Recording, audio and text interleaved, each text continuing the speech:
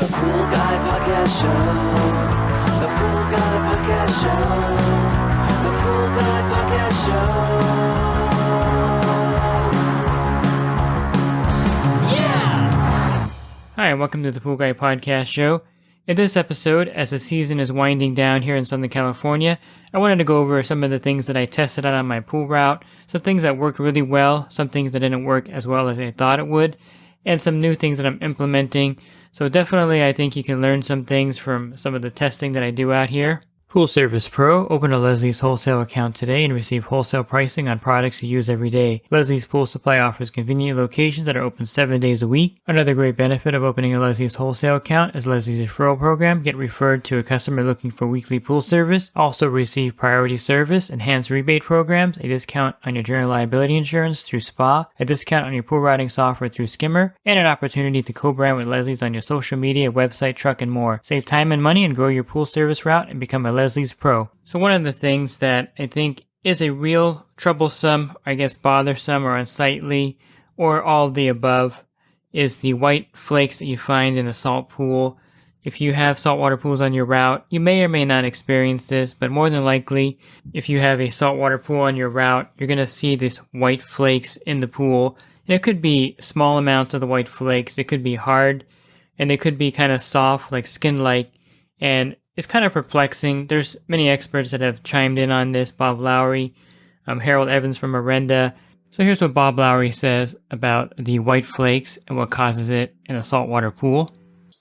And the reason is that the chlorine generator actually gets hot, but when it's running at 40 or 50 or 80 gallons a minute of water through it, it's cooling itself off. But if it just shuts down the water flow and the generator at the same time, the generator is still hot, and the water that is in the generator warms up. And the warmer the water, the more the calcium comes out. So if you want to prevent the flakes, you want to turn off the generator 5 or 10 minutes before the water flow stops. And with the electronics that there are today, you should be able to do that. And here's Harold Evans' take on the white flakes in a saltwater pool. There's some ways to prevent that. What are how can you prevent that white flaking from going into a pool? What is it in the first place? Well, it's a degree question. So people always say, well, melt your LSI and they'll be fine. Well, you have to stop and think about it. The site production of salt and its production of HOCl at the cell is producing caustic soda, basically. So the pH at the cell site is incredibly high. So if you put the pH of 12 or 13 at the cell site and put it in your LSI calculator, it quickly tells you why they're scale forming. It's a certainty that it will form there because the factors are there to form scale. That reaction that you see in the pool is actually the salt cell protecting itself from accumulation by reversing the polarity on the cell and causing the flake to slough off and go into the water. The only reason we know more about it today than we did, say, 10 years ago is because everybody loves dark surfaces. So now it's like a white flake in a dark background. It's like in your face. It's kind of like dandruff on your sweater. Yet you've always had it. It's just that it used to be white. You probably didn't see it then. So there are some things that you can do to mitigate that to some extent. Number one, I think we're overproducing chlorine with our cells. We throw them at 100% output and call it good. So the question is, can you live with a lower output and still have healthy water? That's the first thing. Two is recognize that every time you're producing chlorine, you're producing a high pH and you're forcing there to be an LSI reaction that's different on your cell than it is in your pool. So you fixing your pool water LSI has absolutely nothing to do with what's going to happen on that cell site. You can't manage the LSI in the water and fix that, period. SC1000, one of our chemicals that we sell, which is a chelant, assists in keeping calcium solubilized, so liquid, right? So the reaction that happens on that cell is physics reaction. That, by the way, would happen at 100 or 500 parts. It wouldn't matter because the saturation index drove what calcium you had into the form it is, right? So you can have scale at 100 parts or 500 parts. So how much time you output on the cell can influence how much is going to form. Two is you can use SC1000 to try to keep your calcium solubilized because, as I indicate, if proper LSI management is going on, that calcium's your friend, and you want it in there to protect your surface and your equipment. And I've done my own experimenting out there with the white flakes. And to me, I think that they are related to the phosphate in the pool. Even a small phosphate level, for some reason, seems to react with the salt cell or the salt cell plates. And so a phosphate treatment seems to work effectively in removing the white flakes. And so I gave Bob Lowry's method a test. He suggested, or he theorized that a lot of the flakes are probably calcium coming off of the cell because, the cell's really hot. And so when the pool turns off, all that hot water stays in the cell. And he suggested trying a cooling off period. So I did this on a couple of accounts where I had the system running at 2400 or 2600 RPM, so the salt system is producing. And then for an hour after that, I have it running below 1800 RPMs, which is the speed below the salt cell activating, or the flow sensor won't come on at a speed below 1800. And I think almost all saltwater systems. Then I tried this method, and it didn't really do much for the white flakes. I hate to say this, they still were in the pools after testing this method. And I think Bob Lowry definitely is onto something about the heat inside there. So maybe it did help a little bit by having the cooling off period. But I think the thing that really moved the needle was me adding the phosphate remover, or the maintenance dose of the phosphate remover, in the pools with these salt cell white flake blowbacks into the pool. And this seemed to really reduce the amount and really lower it down quite a bit. So my method has always been to do a phosphate treatment, either with the natural chemistry, which is a pretty weak phosphate remover, and you can use this directly in the skimmer without much effect on the filtration, and that's why I prefer that particular brand. I think the Arenda is too strong for this method, and give props to Arenda, they make a really strong phosphate remover. So the natural chemistry one is pretty weak, so I'll put 2 capfuls in the skimmer every week until the white blowback kind of goes away. And then maybe I'll keep adding a little bit of phosphate remover, but I usually will stop at that point. And so why it works, I don't know, but I've done testing out there in the field, and it seems to work better than the cooling off period. I think the best formula for a saltwater system would be to add borates to the pool to bring it to 50 parts per million. And then I definitely would add cyanuric acid to bring it to about 50 or 70 parts per million. That way you can reduce the output of the salt system down to about 30 or 40%, which is what I run my systems at on my service accounts, and my own pool is running at 30%. And that way that minimizes the amount of time that the salt system is actually running and generating, and that will help reduce some of the flakes. I mean, in some cases, you're going to have to just turn off the saltwater system on your customer's pool, go to liquid chlorine until you get a handle on it, and then turn the system back on and try some of these things. But to me, I think maybe the combination with the cooling off period, and that's, of course, again, setting your pump to run at a RPM. And this only works if you have a variable speed pump, by the way. I should have said that at the beginning. But if you have a variable speed pump, you can run it at below 1800 RPMs for an hour after you have it on a higher speed, and that's going to cool off the salt cell kind of in a natural way with water flowing through there. But the phosphate remover seems to work the best. So if you have white flakes in your pool, which I had a lot of problems this season, and I don't know what exactly it is, and I think there's been a lot of problems out there in general, because I've heard a lot of reports about it in different forums and whatnot. And speaking of phosphate removers, I wanted to test overdosing a pool to see what would happen. And so I had a pool with maybe 300 parts per billion of phosphates, which is a pretty low level. So I put a half a gallon of the Sea Clear phosphate remover, which is pretty powerful stuff. And boy, I tell you, it really messed up this pool. I cleaned the filter probably two times completely, and it was like a total disaster. I mean, the water was cloudy. There was so much dropout on the bottom of the pool. It was a big mess. So I highly recommend following the dosage of the phosphate removers, whatever brand you're using, either the Arenda, Natural Chemistry, the Sea Clear, or if you're using like a Pro Blend kind of phosphate remover. It's definitely recommended to follow the dosage, because if you do overdose it, and one of the things I noticed right away when I went back to this pool is that the pressure on the D filter was like at 35. It was like super high. It was zero flow. I mean, the pump was cavitated because there was so little flow going to it. And so when I cleaned the filter the first time, it did improve. But again, a couple days later, the filter was clogged up again. And when I vacuumed up all the junk, it also clogged it up. There was no waste mode on this. So I wanted to test it. And yeah, definitely overdosing on phosphate remover is a bad thing. You mess up the pool, the look of the pool, and you'll definitely have to clean the filter, 2 or 3 times, depending on cartridge or DE. So definitely a dosage is important. And something else I've implemented this season is I actually got this tip from Rudy Stankiewicz. I want to thank him for this. I read his algae book. It's called How to Get Rid and Prevent Swimming Pool Algae. Very clever title. You can get it on Amazon, and he also has a course on it. One of the things he mentioned in the book, which I thought was something that is kind of a no-brainer, but it's something that I kind of got lazy with, and that's brushing every pool every week when I'm there. And here's Rudy Stankiewicz talking about how effective brushing the pool is in preventing algae. Right, they have that schmear adhesion thing going on. By brushing the walls, you're dislodging a lot of that algae. It's kind of like if you had a plant in your yard and you tore it out by the roots and then planted it somewhere else.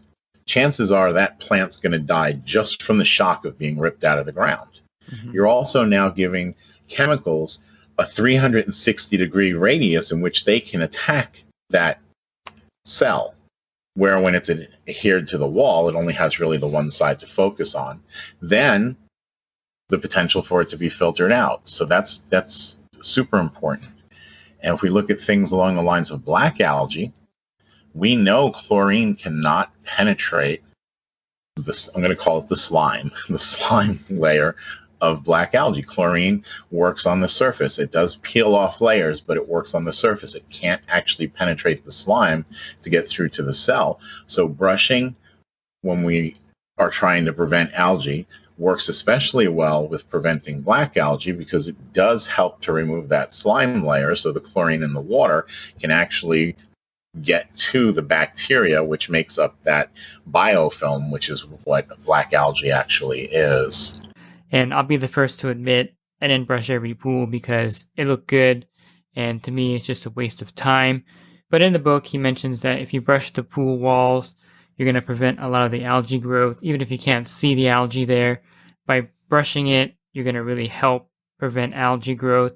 And I got to tell you, since I kind of implementing brushing all my pools and kind of get out of the habit of being kind of lazy, I guess, out there, the amount of yellow mustard algae on the walls had diminished significantly without any kind of treatment or any kind of, anything that I was doing differently, except brushing much more, what's the word I'm looking for? Consistently. That's the word I was looking for.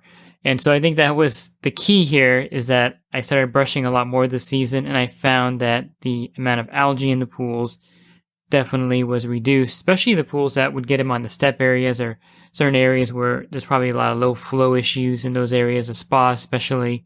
It definitely improved that. So whether the pool has an automatic suction cleaner or robotic pool cleaner, if the pool looks good, I still brush it, and it seemed to really have a positive effect. So again, I thank Rudy Stankiewicz for his tip in the book, How to Get Rid of and Prevent Swimming Pool Algae. Brushing the pool definitely has been something that has been really effective in preventing algae in my case. I also started using the boric acid powder. Now I've been adding borates to pools for about 7 years. And at first I started using the 20 multein borax, which was kind of a mess because then you had to really put a lot of acid in to lower the pH down. It kind of messed up the chemistry too much. So then I started using the pre-mixed formulas like the BioGuard Optimizer, which I really like, but it's pretty expensive. Customers like to see the bucket sometimes, and so you may have to get that in certain situations where the client wants to see the product you put in there. But in most cases, if you buy the bucket or if you get bags of the boric acid powder, it's going to have very, very much the same effect of one of those pre-mixed formulas like the BioGuard Optimizer. And since it has a lower pH, it's not going to move the pH up or do anything with the alkalinity much. And so what I like to do is just kind of broadcast in the pool. I wear a mask because it is a powder. And you want to do this on a day where it's not windy. And in the morning is probably more ideal. And just broadcast it in the pool. And it should sink to the bottom. If it does sink to the bottom, you can brush it so it doesn't land on the plaster or stay there too long. But it's pretty inert, so it's not going to really cause a problem. I don't really suggest adding the powder to the skimmer because, again, it's just powdery, so it's really messy. Now, they do sell boric acid granular. Some people prefer that, but I prefer the powder. I think it's really effective over the granular, and I order mine from dudadiesel.com. It's an online site, and they sell the boric acid powder and the boric acid granular, and it's a lot less expensive, even with the shipping, than buying a pre-mixed formula like the BioGuard Optimizer, which is a good product because it's pre-mixed so that the pH is neutral. And you can easily add the BioGuard Optimizer directly to the skimmer, which is a nice thing to do, but the boric acid powder really, dissolves in the water really rapidly, and there's really not much of a residue there, so it's a great way to add the borates to the pool. And I really recommend adding borates to your service accounts to bring it to 50 parts per million. You're going to save a lot of money on chemicals, and especially with this year, where the chemical costs were just through the roof, the borates really help you get through the week. It acts as a natural algistat, so algae doesn't form in the pool, and it also keeps the pH in balance. It's another buffer besides the alkalinity and the cyanuric acid in the pool. And so you'll find that the pH is much stabler, especially in a saltwater pool. It's a great thing to add the borates to the pool. So the boric acid powder is something that I've incorporated this season, and I really like the product. Again, you might be able to find it locally, but I'm not able to find it in my area in any stores or suppliers. So I just order from dudadiesel.com, and that's dudadiesel.com, and it comes FedEx in about 5 or 6 days. So it's actually been a great option for me to add the borates to the pool, and I just charge the customer for the product. So whatever I pay for that boric acid powder, the customer pays that price. So I'm not losing any money, and it's definitely helping me save money on the chemical costs, and the pools look a lot better with the borates in there. One thing that I've implemented since having a lot of conversations with Bob Lowry is doing the copper and iron testing on my route.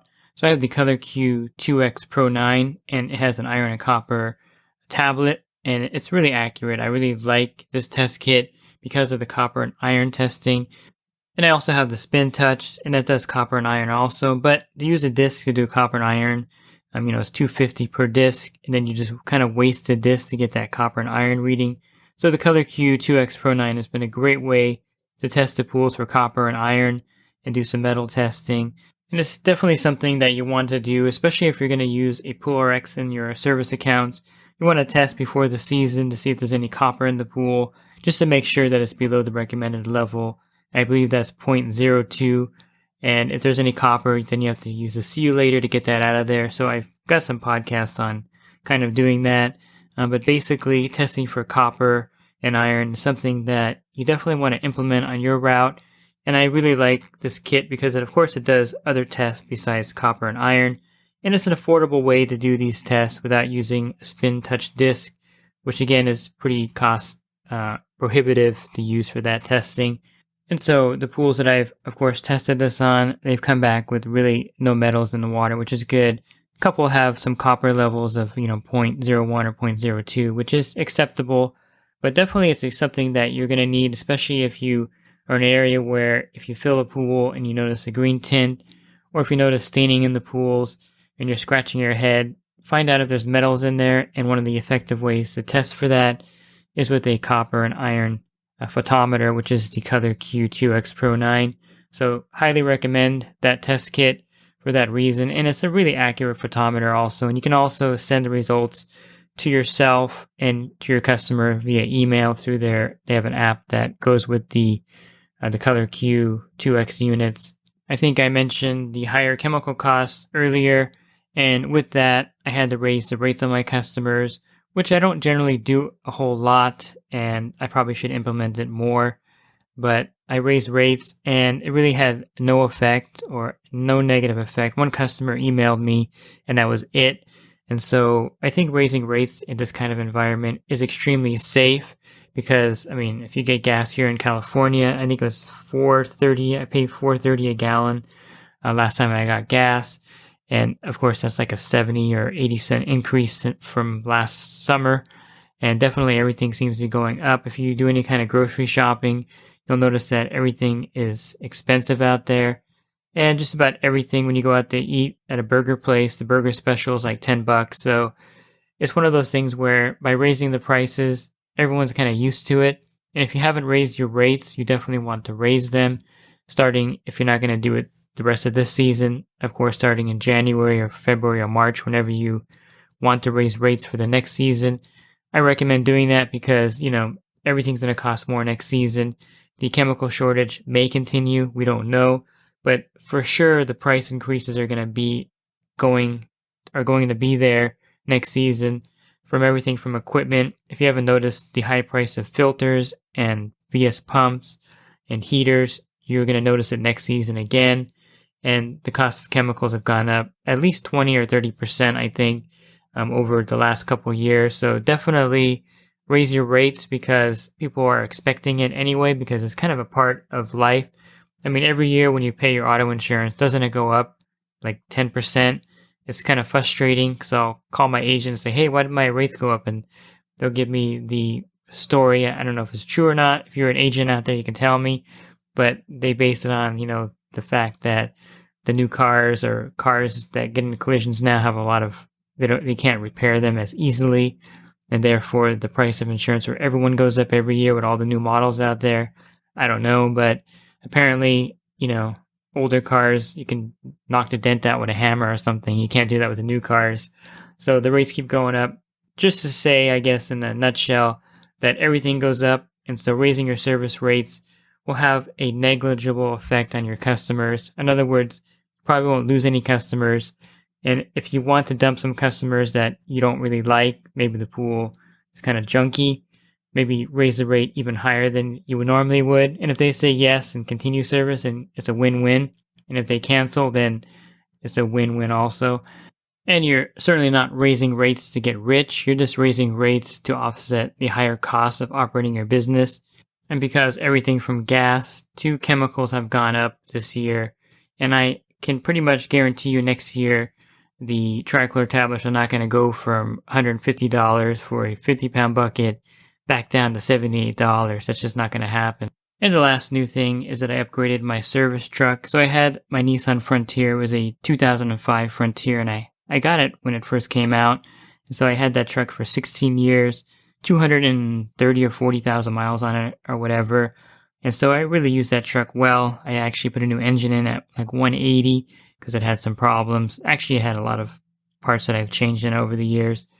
But definitely finally upgraded to a newer truck. I got a 2019 Honda Ridgeline, which is a great vehicle, and I definitely would recommend it.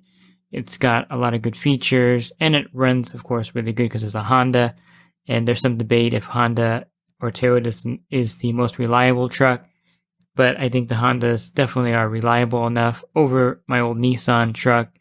Not to say that Nissan is a bad vehicle. A lot of people have the Nissan trucks. Just not super reliable. And so the Honda Ridgeline is the truck I upgraded to. And so far I like it. I've had it for about 4 months and it's been really good. It drives a lot like a car because it's a unibody truck and it gets decent gas mileage. I think 21 miles per gallon is what I'm getting right now. So it's not too bad and it has a pretty good sized bed. So a lot of great features, and finally had to upgrade because basically my truck was was breaking down a lot with the pool route, and it's just one of those things where it wasn't bad looking and it wasn't not functional. It was just 16 years old, so it was time to upgrade. And I try to keep my vehicles and drive them into the ground, and I think that's something that should be done because, it's something that goes down in value the fastest. Maybe not now with the shortage of vehicles, but, in the past, your vehicle would really not be something you wanted to invest in. So 16 years out of it, and actually my insurance was lower, which is kind of funny when I got the new truck versus the old truck, maybe because of the upgraded safety features in there.